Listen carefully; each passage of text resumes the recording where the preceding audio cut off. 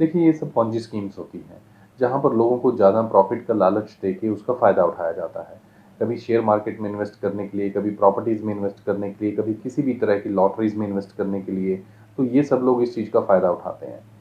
मुझे नहीं समझ आता कि लोग इस तरह की चीज़ों में फँस क्यों जाते हैं कि जब कोई दुबई में पैसा लगा रहा है और उनके पास क्या गारंटी है, कोई उनके पास लीगल रेमेडी नहीं है किसी दूसरी कंट्री में इन्वेस्ट करने के लिए, उनके पास कोई लीगल अप्रूवल्स नहीं है दूसरी कंट्रीज़ में इन्वेस्ट करने के लिए, वो लोग पता नहीं क्यों इस तरह की चीज़ों में फँसते हैं। देखिए, पैसा कन्विंस करना एक अलग चीज़ है, कन्विंस करने के लिए जिस बंदे को थोड़ा भी लालच होता है, उसे कन्विंस करना मुश्किल नहीं होता।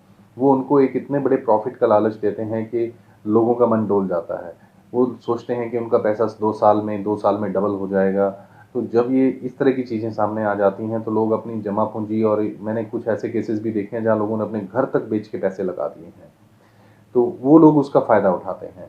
पैसा ट्रांसफ़र करना बहुत तरीके से पैसा ट्रांसफ़र होता है, बैंक्स के थ्रू ट्रांसफ़र होता है। अगर जैसे ये दुबई में इन्वेस्ट कर रहे हैं, तो हो सकता है इन्होंने इन्वेस्टर से ही जो जिन लोगों से पैसा लिया है, उन्हीं से पैसा दुबई ट्रांसफ़र करा लिया हो। देखिए, आरोपियों तक पहुँचना मुश्किल नहीं होता, लेकिन इसका जो कानूनी रास्ता है, वो बहुत लंबा है।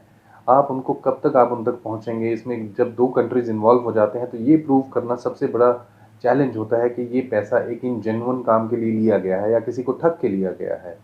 उन्होंने वहाँ पर किस तरह के अप्रूवल्स लिए हुए हैं इन्वेस्टमेंट के लिए, उसके ऊपर डिपेंड करता है। फिर वहाँ के लॉ सिस्टम पे, हमारी ट्रीटीज़ पे, इन सब चीज़ों पे डिपेंड करता है। तो इसमें एफर्ट्स जो हैं, वो बहुत ज़्यादा बढ़ जाते हैं। कई बार पुलिस उन एफर्ट्स को कर नहीं पाती। क्या वो दूसरी कंट्रीज़ में एक्शन लेने के लिए उनके पास अथॉरिटीज़ हैं या नहीं हैं, तो ये भी मैटर करता है। तो इसको कौन-सी एजेंसी हैंडल करेगी, कौन किस तरीके से हैंडल करेगी, ये सब चीज़ें इसके बीच में आ जाती हैं। तो अगर हमें लोकल हो, अपने देश में हो, तो शायद हमें न्याय जल्दी मिल जाता है, साल में, 2 साल में, 3 साल में। लेकिन अगर जब भी हम किसी दूसरे देश की बात आती है, तो वहाँ पर हो सकता है उसके लिए हमें 10 साल वेट करना पड़े या ना ही मिले, रिटर्न ना ही मिले हमें। देखिए, ये जी सबसे बड़ी प्रॉब्लम हमेशा यही होती है कि हमारा लालच। जब हम एक लालच में फँस जाते हैं, तो हम अंधे हो जाते हैं। हम उन चीज़ों की तरफ ध्यान ही नहीं देते। कई बार हमें पता भी लगता है, तो हम उन चीज़ों को इग्नोर कर जाते हैं। अगर हमें कोई समझाना भी चाहता है कि आप इसमें पैसा मत लगाइए, तो हम उसे भी ये समझते हैं कि शायद ये मेरा भला नहीं चाहता या ये मुझसे जेलसी कर रहा है कि मेरे पास ज़्यादा पैसे आ जाएँगे। तो हम लालच जो है, वो सबसे बड़ी और सबसे बुरी बला है। हमें बचपन से यही सिखाया गया कि किसी भी लालच में नहीं पड़ना चाहिए, लेकिन उसके बावजूद हम हर बार जितने भी ठगी के केसेस होते हैं, जितने भी ठगी के केसेस या पॉन्जी स्कीम के केसेस हैं, वो किसका बेसिक कारण क्या है? सबसे बड़ा कारण है लालच। कोई भी नहीं करता, वेरिफ़िकेशन ना करता है, ना उन्हें करने का तरीका पता है कि किस तरीके से करना चाहिए, कि कौन-सा बिज़नेस है, उसकी वेरिफ़िकेशन कहाँ से होगी, क्या ये रजिस्टर्ड है, किस तरीके से ये लोग पैसा ले रहे हैं और इस पैसे को कहाँ इन्वेस्ट कर रहे हैं।